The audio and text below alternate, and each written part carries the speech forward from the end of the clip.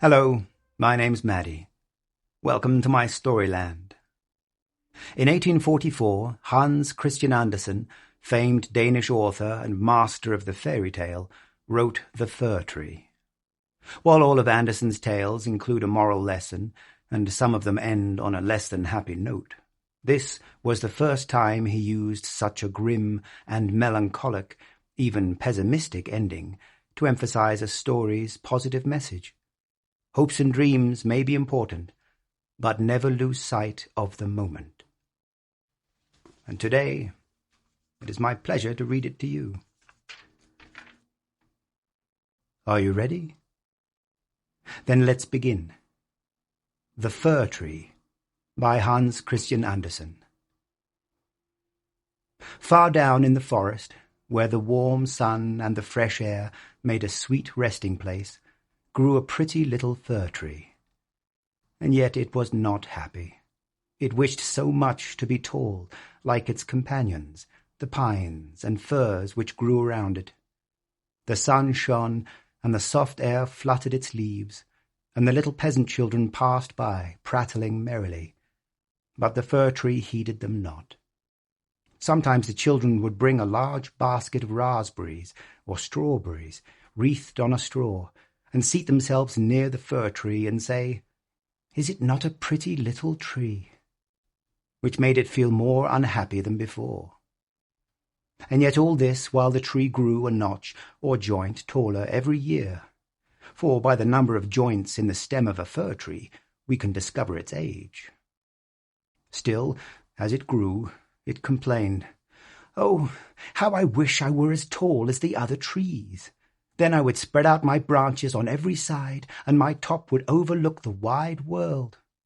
I should have the birds building their nests on my boughs, and when the wind blew, I should bow with stately dignity, like my tall companions." The tree was so discontented that it took no pleasure in the warm sunshine, the birds, or the rosy clouds that floated over it morning and evening. Sometimes, in winter, when the snow lay white and glittering on the ground, a hare would come springing along and jump right over the little tree. And then how mortified it would feel. 2 winters passed, and when the third arrived, the tree had grown so tall that the hare was obliged to run around it. Yet it remained unsatisfied, and would exclaim, "Oh, if I could but keep on growing tall and old! There is nothing else worth caring for in the world."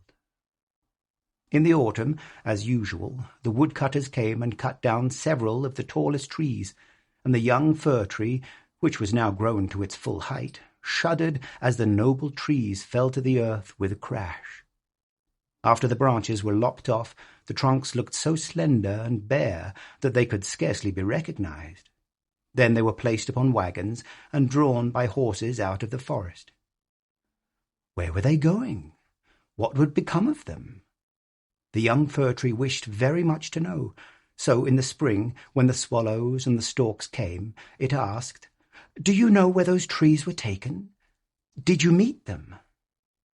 The swallows knew nothing, but the stork, after a little reflection, nodded his head and said, "Yes, I think I do.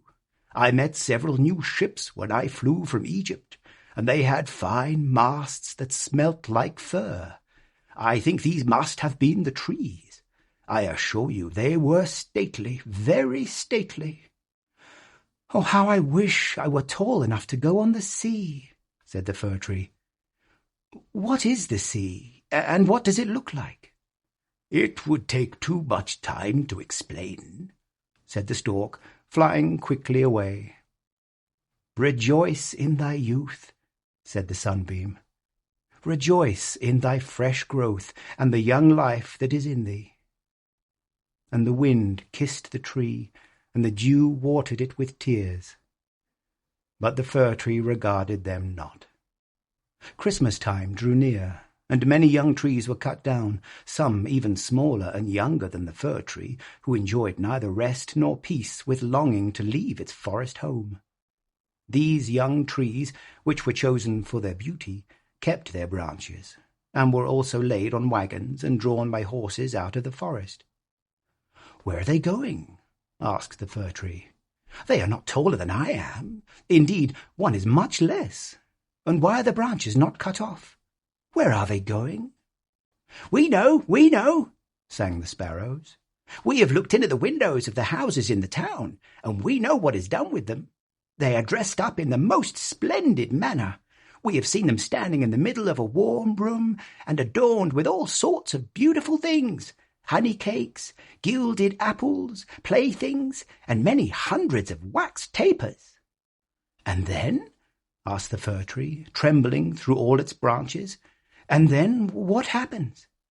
"We did not see any more," said the sparrows, "but this was enough for us." "I wonder whether anything so brilliant will ever happen to me," thought the Fir-Tree. "It would be much better than crossing the sea. I long for it almost with pain. Oh, when will Christmas be here? I am now as tall and well-grown as those which were taken away last year. Oh, that I were now laid on the wagon, or standing in the warm room with all that brightness and splendour around me.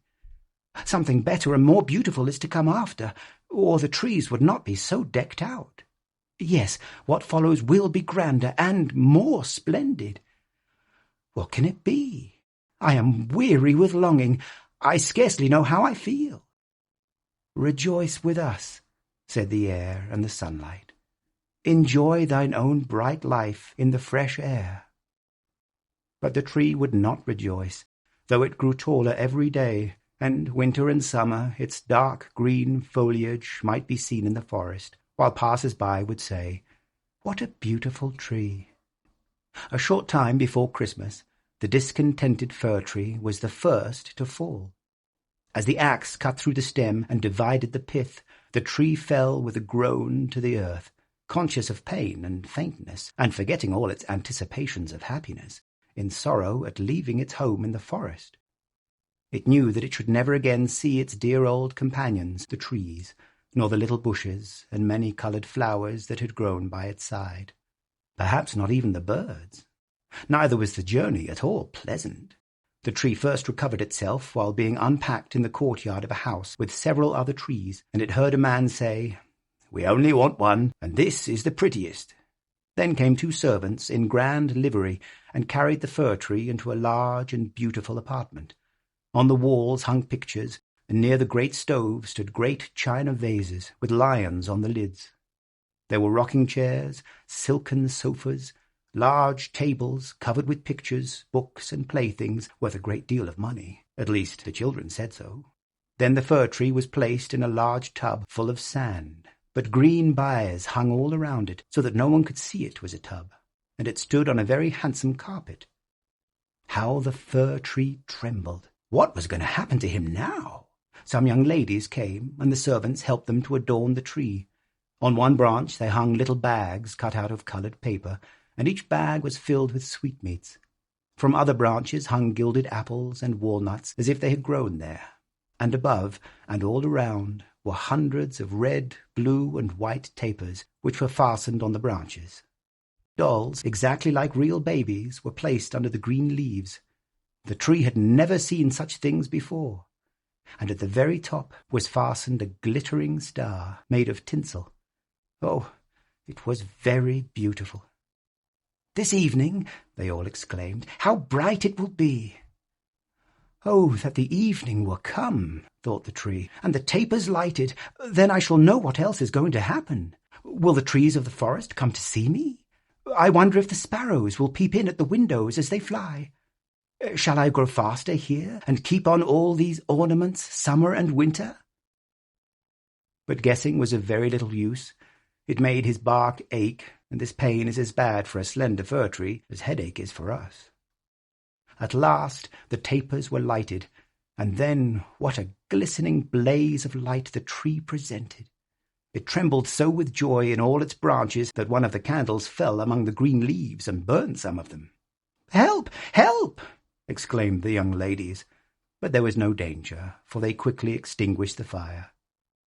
After this the tree tried not to tremble at all, though the fire frightened him, He was so anxious not to hurt any of the beautiful ornaments, even while their brilliancy dazzled him. And now the folding doors were thrown open, and a troop of children rushed in as if they intended to upset the tree. They were followed, more silently, by their elders. For a moment the little ones stood silent in astonishment, and then they shouted for joy till the room rang, and they danced merrily round the tree, while one present after another was taken from it. "What are they doing? What will happen next?" thought the fir. At last the candles burnt down to the branches and were put out. Then the children received permission to plunder the tree. Oh, how they rushed upon it, till the branches cracked, and had it not been fastened with the glistening star to the ceiling, it must have been thrown down. The children then danced about with their pretty toys, and no one noticed the tree, except the children's maid, who came and peeped among the branches to see if an apple or a fig had been forgotten. "A story! A story!" cried the children, pulling a little fat man towards the tree. "Now we shall be in the green shade," said the man, as he seated himself under it, "and the tree will have the pleasure of hearing also, but I shall only relate one story. What shall it be? Ivedy-Avedy, or Humpty-Dumpty, who fell down the stairs, but soon got up again, and at last married a princess?" "Ivedy-Avedy!" cried some. "Humpty-Dumpty!" cried others, and there was a fine shouting and crying out. But the fir-tree remained quite still, and thought to himself, "Shall I have anything to do with all this?" It had already amused them as much as they wished. Then the old man told them the story of Humpty-Dumpty, how he fell down the stairs, was raised up again, and married a princess. And the children clapped their hands and cried, "Tell another, tell another," for they wanted to hear the story of Ivedy-Avedy. But they only had Humpty-Dumpty. After this the fir-tree became quite silent and thoughtful. Never had the birds in the forest told such tales as Humpty-Dumpty, who fell downstairs and yet married a princess. "Ah, yes, so it happens in the world," thought the fir-tree. He believed it all, because it was related by such a nice man. "Ah, well," he thought, "who knows? Perhaps I may fall down too, and marry a princess." And he looked forward joyfully to the next evening, expecting to be again decked out with lights and playthings, gold and fruit. "Tomorrow I will not tremble," thought he. "I will enjoy all my splendour, and I shall hear the story of Humpty-Dumpty again, and, perhaps, Ivedy-Avedy." And the tree remained quiet and thoughtful all night. In the morning the servants and the housemaid came in. "Now," thought the fir, "all my splendour is going to begin again." But they dragged him out of the room and up the stairs to the garret, and threw him on the floor in the dark corner where no daylight shone, and where they left him. "What does this mean?" thought the tree. "What am I to do here? I can hear nothing in a place like this." And he had time enough to think, for days and nights passed, and no one came near him, and when at last somebody did come, it was only to put away large boxes in a corner. So the tree was completely hidden from sight, as if it had never existed. "It is winter now," thought the tree. "The ground is hard and covered with snow, so people cannot plant me. I shall be sheltered here, I dare say, until spring comes. How thoughtful and kind everybody is to me. Still, I wish this place were not so dark, as well as lonely, with not even a little hare to look at. How pleasant it was out in the forest while the snow lay on the ground, when the hare would run by. Yes, and jump over me too, although I did not like it then. Oh, it is terribly lonely here." "Squeak, squeak," said a little mouse, creeping cautiously towards the tree. Then came another, and they both sniffed at the fir-tree and crept between the branches. "Oh, it is very cold," said the little mouse, "or else we should be so comfortable here, shouldn't we, you old fir-tree?" "I am not old," said the fir-tree. "There are many who are older than I am." "Where do you come from, and what do you know?" asked the mice, who were full of curiosity. "Have you seen the most beautiful places in the world, and can you tell us about them? And have you been in the storeroom, where cheeses lie on the shelf and hams hang from the ceiling? One can run about on tallow candles there, and go in thin and come out fat." "I know nothing of that place," said the Fir-Tree, "but I know the wood where the sun shines and the birds sing." And then the tree told the little mice all about its youth. They had never heard such an account in their lives, and after they had listened to it attentively, they said, "What a number of things you have seen! You must have been very happy." "Happy!" exclaimed the Fir-Tree. And then, as he reflected upon what he had been telling them, he said, "Yes, after all, those were happy days." But when he went on and related all about Christmas Eve, and how he had been dressed up with cakes and lights, the mice said, "How happy you must have been, you old Fir-Tree!" "I am not old at all," replied the tree. "I only came from the forest this winter. I am now checked in my growth." "What splendid stories you can relate," said the little mice. And the next night 4 other mice came with them to hear what the tree had to tell. The more he talked, the more he remembered. And then he thought to himself, "Those were happy days. But they may come again. Humpty Dumpty fell downstairs, and yet he married the princess. Perhaps I may marry a princess too." And the Fir-Tree thought of the pretty little birch tree that grew in the forest, which was to him a real beautiful princess. "Who is Humpty Dumpty?" asked the little mice. And then the tree related the whole story. He could remember every single word, and the little mice were so delighted with it that they were ready to jump to the top of the tree. The next night a great many more mice made their appearance, and on Sunday 2 rats came with them. But they said it was not a pretty story at all, and the little mice were very sorry, for it made them also think less of it. "Do you know only one story?" asked the rats. "Only one," replied the Fir-Tree. "I heard it on the happiest evening of my life. But I did not know I was so happy at the time." "We think it's a very miserable story," said the rats. "Don't you know any story about bacon or tallow in the storeroom?" "No," replied the tree. "Many thanks to you, then," replied the rats, and they marched off. The little mice also kept away after this, and the tree sighed and said, "It was very pleasant when the merry little mice sat round me and listened while I talked. Now that is all past, too. However, I shall consider myself happy when someone comes to take me out of this place." But would this ever happen? Yes. One morning people came to clear out the garret. The boxes were packed away, and the tree was pulled out of the corner and thrown roughly on the garret floor. Then the servant dragged it out upon the staircase where the daylight shone. "Now life is beginning again," said the tree, rejoicing in the sunshine and fresh air. Then it was carried downstairs and taken into the courtyard so quickly that it forgot to think of itself and could only look about. There was so much to be seen. The court was close to a garden where everything looked blooming. Fresh and fragrant roses hung over the little palings.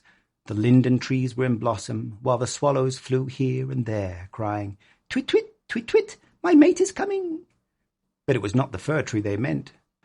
"Now I shall live," cried the tree, joyfully spreading out its branches. But alas, they were all withered and yellow, and it lay in a corner amongst weeds and nettles. The star of gold paper still stuck in the top of the tree and glittered in the sunshine.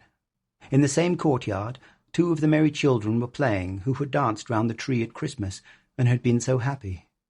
The youngest saw the gilded star and ran and pulled it off the tree. "Look what is sticking to the ugly old Fir-Tree," said the child, treading on the branches till they crackled under his boots.